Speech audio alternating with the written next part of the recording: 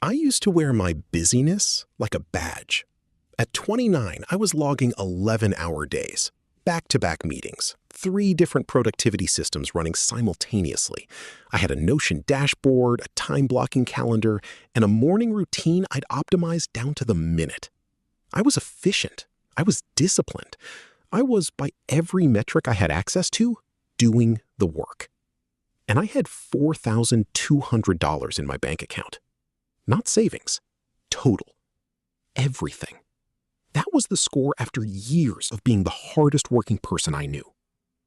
Then one afternoon, I'm sitting across from a client, a guy who ran a mid-sized logistics company.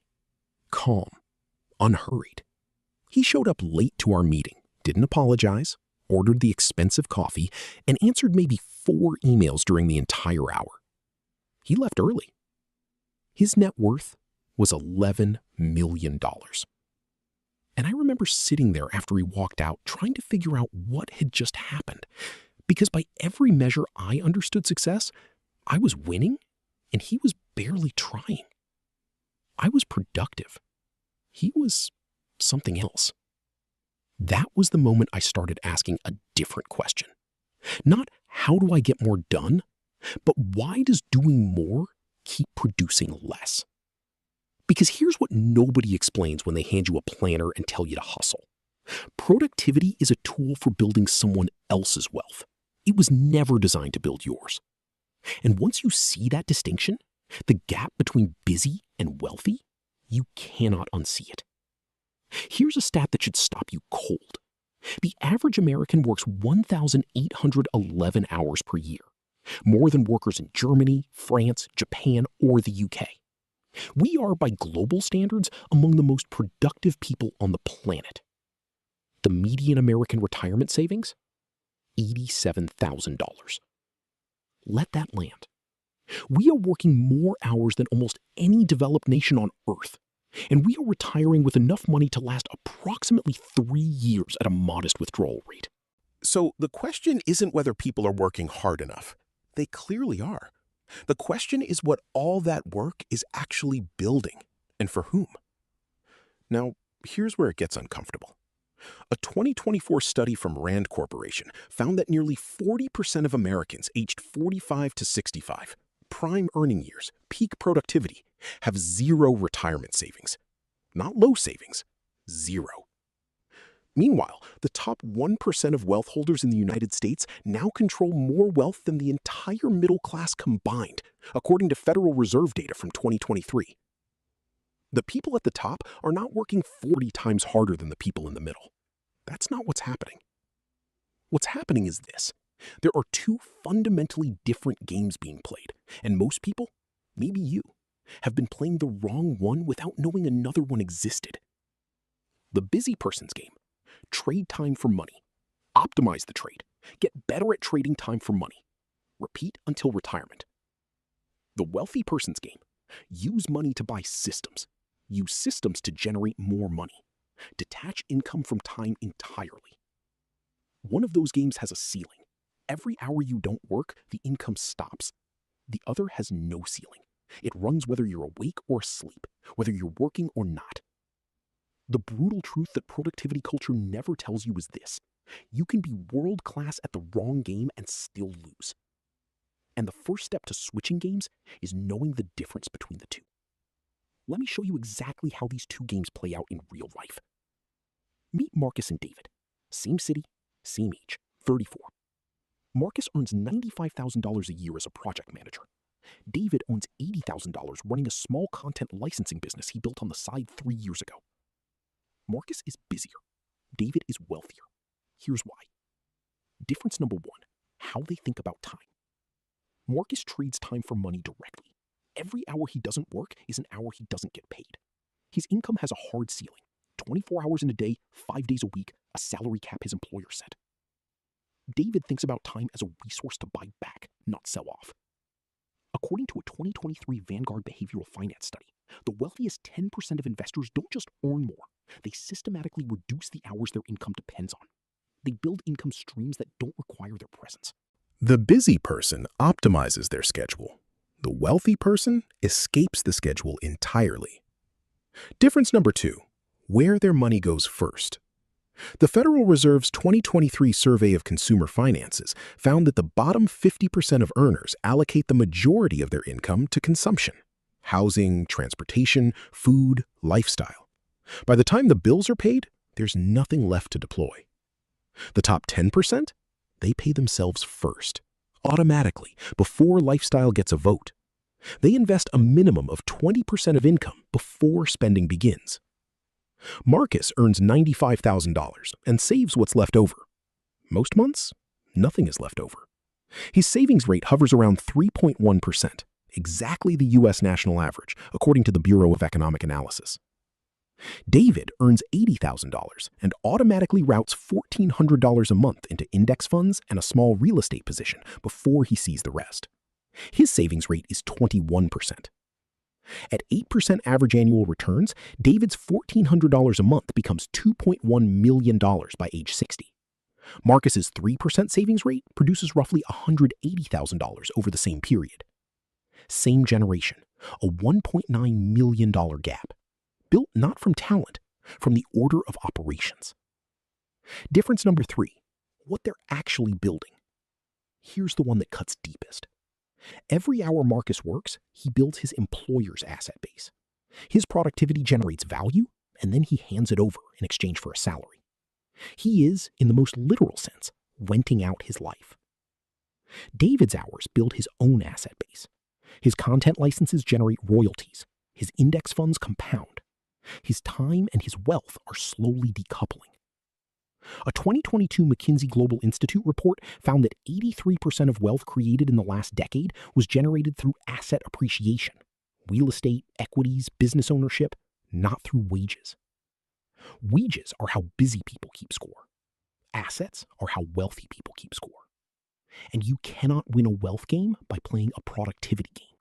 They don't share a scoreboard. So how do you actually switch games? Not motivation, mechanics. Here are the 5 specific behavioral differences that separate busy people from wealthy people. And I want you to be honest with yourself as we go through each one. Shift number 1, from earning more to keeping more. Busy people believe the solution is always more income. More hours, a better job, a side hustle on top of the side hustle. Wealthy people understand that what you keep is more powerful than what you earn. The IRS Statistics of Income Division reports that the top 1% of earners pay an effective federal tax rate of roughly 26%, but through legal structures, LLCs, S-corps, depreciation, capital gains treatment, many high-net-worth individuals reduce their effective rate significantly below their neighbors who earn a fraction of their income. This isn't a loophole conversation. It's a system conversation. Busy people earn in the most tax-inefficient way possible. W-2 wages, taxed at the highest ordinary income rates. Wealthy people engineer how their income is classified. The shift isn't earn more, it's keep more of what you already earn. Shift number 2, from consuming status to buying assets.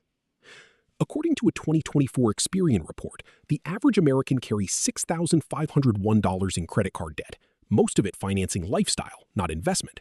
Cars, clothing, restaurants, subscriptions, consumption that signals success without building it. The research from The Millionaire Next Door is unambiguous. The median millionaire drives a 3-year-old car, lives in a modest neighborhood, and has never spent more than $399 on a suit. They are not performing wealth. They are building it, quietly, invisibly, without an audience. Every dollar spent performing success is a dollar that cannot compound. Over 25 years at 8%, a single $30,000 car upgrade costs you $205,000 in future wealth. That's the real price of the lease. Shift number 3, from active income to passive income architecture. A 2023 Federal Reserve report found that income from assets, dividends, rental income, business distributions, accounts for over 70% of income for households in the top wealth quartile. For the bottom half, it accounts for less than 4%. Busy people have one income stream that stops the moment they stop working. Wealthy people build multiple streams that run in parallel. The goal isn't to stop working. The goal is to make working optional. Shift number 4, from reacting to planning in decades. Busy people plan in weeks. Wealthy people plan in decades. A Vanguard study found that investors who never touched their portfolios during the 2020 COVID crash recovered fully and gained an average of 31% by year-end. Investors who reacted and sold locked in losses and missed the recovery entirely. Patience isn't passive. It's one of the highest returning strategies in finance. Shift number 5, from renting time to owning systems. The final shift is the one that changes everything. Busy people sell hours. Wealthy people build systems that sell hours for them. A business, a portfolio, a property, intellectual property. Something that generates value without requiring their physical presence every time. According to the Global Entrepreneurship Monitor, individuals who own income-generating assets outside their primary employment are 4.7 times more likely to achieve financial independence before age 60 than those who rely solely on employment income. The wealthy person's ultimate goal is not a bigger salary. It is a life where stopping work doesn't stop the income. Now, here's where most videos stop, at the diagnosis. They tell you the problem, make you feel the gap, and then send you off with a vague instruction to invest more and think like the wealthy. That's not enough. So let me give you the actual sequence. This is not about quitting your job tomorrow. It's about running both games simultaneously until one makes the other optional. Step 1, calculate your real hourly rate. Before you change anything, you need to see clearly what your time is actually worth right now. Take your annual salary, subtract taxes, commuting costs, work clothing, lunch expenses, and the cost of decompressing from work. The streaming services, the takeout, the weekend spending that exists purely because your week was exhausting. Divide what remains by the actual hours your job consumes. For most people, this number is 30 to 40% lower than they think. A $75,000 salary with a 45-minute commute each way, moderate work expenses, and stress-driven weekend spending often nets out to less than $22 an hour of real kept income. Once you see that number clearly, every financial decision sharpens immediately. Is this purchase worth X hours of my actual life? That question changes everything. Step 2, open the gap. Your wealth-building capacity lives in the gap between what you earn and what you spend. Right now, for most people, that gap is near zero because lifestyle has expanded to fill every raise, every bonus, every overtime hour. The goal is not to suffer. The goal is to freeze your lifestyle at its current level for 24 months while your income continues to grow. Every raise, every extra dollar, it goes to the gap, not to consumption. According to Fidelity's 2024 retirement data, individuals who increased their savings rate by just 1% per year for 5 consecutive years ended up with 32% more in retirement assets than those who saved a fixed percentage. Small, consistent increases compound dramatically. Step 3, deploy the gap into assets, not savings. A savings account is not an asset. It is a waiting room. Your gap needs to move into things that appreciate or generate income. Index funds, a Roth IRA, a rental property, a small business, intellectual property, something that works while you sleep. Start with the simplest version, a total market index fund. VTI, VOO, costs nothing to maintain, requires no expertise, and has returned an average of 10.3% annually over the last 30 years, according to S&P Global data. $500 a month into that fund starting at age 30 becomes $1.1 million by age 60. Not because you worked harder, because you deployed the gap correctly. Step 4, protect the compounding. This is the step that undoes most people. They build the gap, they start investing, and then life happens. A lifestyle upgrade, an emergency, a market dip that triggers panic, and they break the chain. Compounding only works uninterrupted. A single $15,000 withdrawal from a portfolio at age 38 doesn't cost you $15,000.